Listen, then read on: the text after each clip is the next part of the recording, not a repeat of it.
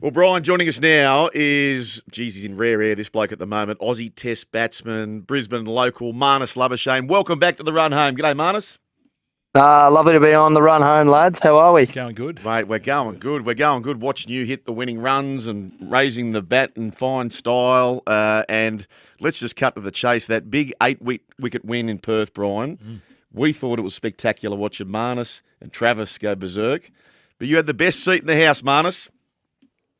Yeah, it was proper. It was some great stuff. Like I said, I love batting with Trav and the way he goes about it, the freedom, and to be out there and see, and build that partnership and, get us over the line at the end. It was really good. And to be 1-0 up coming into the Gabba, I think is really good. Marnus, tell us what is sort of the theory behind, obviously Usman didn't bat or didn't open. When they say, Nathan Lyon was considered, but then Travis put his hand up, how does it all work? Are you all sitting around a room saying, righto, who wants to open? Or what is the discussion like? I think there was some discussion, obviously, because it happened while we were on the field. So Paddy was off the field and they were sort of running a few messages out to Smudge about, what are the options? And it's clear, Gazza was about to go ahead of me, so it's clear that, I'm a number 3, not an opener. I was about to say that. All that talk. Yeah, all that talk, and it's we've got down to it. He's at 3, lads. But yeah, I think it was just a matter of Trav being out there and going, look, he wanted it, and when we came off, there was a little bit of a chat there, and they landed on that. I mean, I think they had their minds made up. That obviously they just hadn't spoken to the players because they were out on the field trying to work it all out. How much difference is opening than first drop? Obviously, you're facing the new ball, but is it a totally different mindset? No, honestly, it actually isn't. I mean, like I said, last game, technically, I opened the batting, but Smudge faced before I did. So technically, I just batted first drop anyway in the first innings. But yeah, I think that's sort of the nature of the game.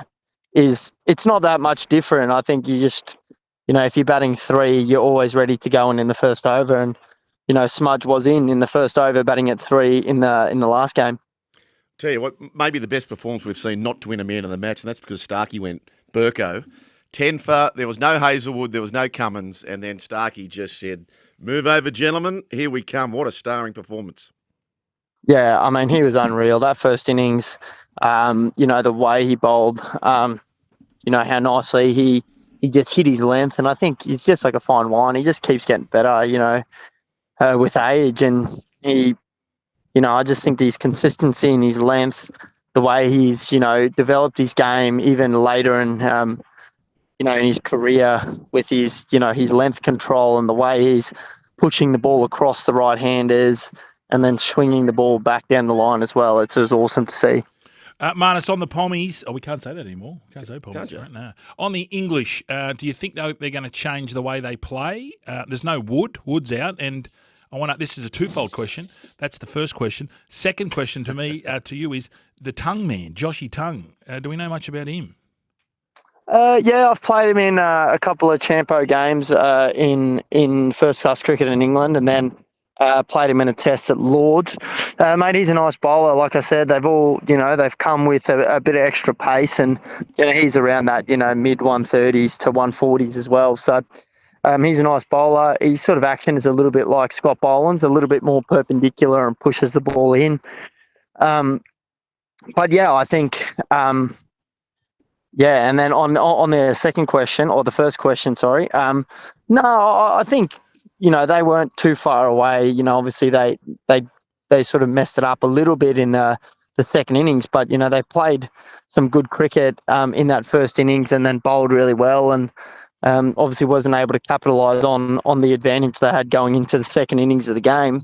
But, I think they're going to stick to their guns like they have this whole time. They've been playing sort of under Ben Stokes. Just dawned on me, Brian, it was the 2023 World Cup final where it was the head Marnus combo again. So it's not the first time you blokes have been causing all the carnage there, Marnus. And just on that, it was so impressive with Travis opening, what's your gut feel? I know you don't pick the sides, but do you have a gut feel which way they might go, Usman, or will they stay with Travis? What do you think? That's a great question. I think that, they'll just be considering all their options and considering what's the best for one, the pink ball, and for one, for this game. I think that's what's the most important. Usman's been unbelievable, since he's come back in 2021. His consistency at the top of the order, coming across in different conditions. He's been awesome. And then obviously, weighing up from what they saw last week from Travis and that's going to be completely up to them. That's above my pay grade, lads. And I won't be getting myself in a pickle by well deviated, I think. Yeah, you shouldered arms to that one, that's for sure, Brian. Marnus, let's talk about you. Avalanche of runs in the domestic competition. I mean, 18 months ago, you got dropped in the Windies tour, for the Windies series, sorry. What has been your turnaround? Did you change your batting style? Did you more practice? The reason I asked this, my godson got out. He's had 2 ducks, and his head's fallen off. So, any advice, Marnus would? He's in the bush, as we call it. Well, he's in the bush. Get yourself a machete, mate, and hack yourself out of there. That's what I said to him. That's always the way. No, all I'd say is I think I needed the to be dropped to just get that clear air and to get that clarity around what was best for me to perform at my best and go away. And firstly, there was a few technical things I needed to get aligned, but then a lot of it was mental, was that ability to sort of work out what was important and going, okay, I need to find a way to score runs and I need to keep that my focus and not getting too entwined with technique. And I think over, when you are not going as well as you want, you're sort of in this spiral where you feel like the only way out is technique and, okay, I've got to get that right. And, you're training so much and you're you just think working harder and harder. And I think at the end of the day, what sort of got me at the other end is just training smarter, trusting my technique. Once I felt that I worked those small things out to then flip the script and then just go, okay, now I just need to really work hard. I've changed a few things in my preparation, facing more bowlers and less sidearm, and just trying to make sure that I'm really clear when I go out there and with my preparation. Well, Brian, he's also got this. He's got the run home effect. So that's what the listeners call it, Marnus, where you come on our show and no matter the athlete, they go back and perform out of their skin. We did have Starc on the day before the first test. You saw what happened there. And now I'm reading this, that the coaching guru, Neil DaCosta, says that you're in your second phase mojo period. What does that mean, Marnus? I'm not sure, but I don't know what that means. But if that means I'm hopefully going to score more runs, then I'm happy to run with it.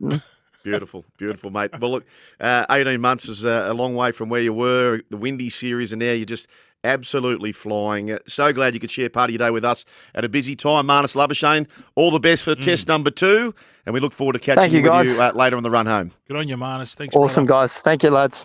You're still here? We'll see more on the Joel and Fletch socials and catch us live on SEN Radio, because if you don't, you're an A grade, but if you do, you're the absolute Mickey.